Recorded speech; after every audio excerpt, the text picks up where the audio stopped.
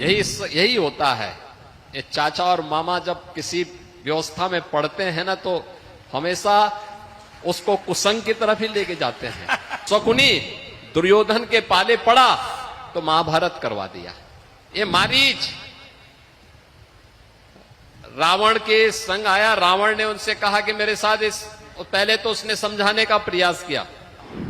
रावण ने कहा मार दूंगा अगर नहीं मानोगे तो उसने कहा कि चलो तुम्हें तो मरना ही मरना है, लेकिन मैं तेरे हाथ से क्यों मरूं, कम से कम प्रभु के हाथ से मरूंगा तो उद्धार हो जाएगा।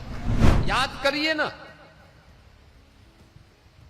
तो रावण और उसके राक्षस जो करना चाहते थे,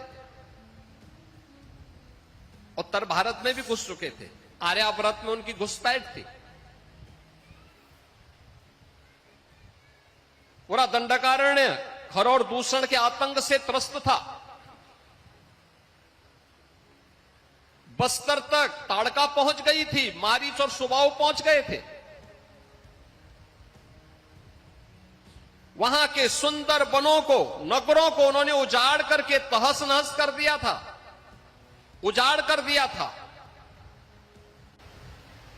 याद करना, जब भी नकारात्मक ताकतें वर्चस्व में आएंगी, ऐसे ही उजाड़ करेंगी, ऐसे ही तहस नहस करेंगी, जो रावण के समय में करते थे। शिक्षण संस्थानों को, शोध के केंद्रों को वैसे ही बंजर करेंगे जैसे खर और दूषण और ताड़का के द्वारा उस कालखंड में किया जाता था।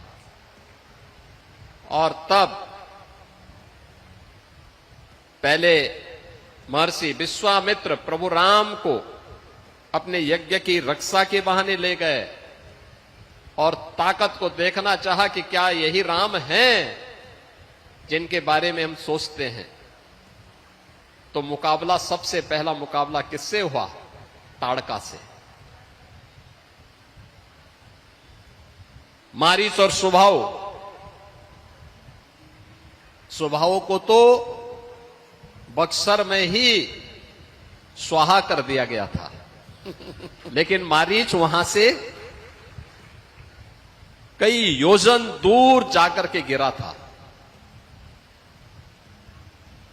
उसकी समझ में आ गया था कि गलत व्यक्ति से टकरा गए हैं, गलत दिशा में जा रहे हैं अब। और इसलिए जब रावण उसके पास जाता है तो आपने देखा होगा, जब रावण ने कहा कि तुम ऐसा करो, तो उसने पहले तो मना कर दिया, रावण को समझाने का प्रयास किया, क्योंकि रिश्ते में रावण का मामा भी लगता था। यही होता है। ये चाचा और मामा जब किसी व्यवस्था में पढ़ते हैं ना, तो हमेशा उसको कुसंग की तरफ ही लेके जाते हैं, और सन्मार्ग की तरफ नहीं ले जाते हैं। आपने देखा होगा, शकुनी दुर्योधन के पाले पड़ा तो महाभारत करवा दिया। ऐसे ही ये मारीच रावण के संग आया, रावण ने उनसे कहा कि मेरे साथ पहले तो उसने समझाने का प्रयास किया, लेकिन अंत में उसको मालूम था, रावण ने कहा मार दूंगा अगर नहीं मानोगे तो उसने कहा कि चलो तुम्हें तो मरना ही मरना है, लेकिन मैं तेरे हाथ से क्यों मरूं, कम से कम प्रभु के हाथ से मरूंगा तो उद्धार हो जाएगा।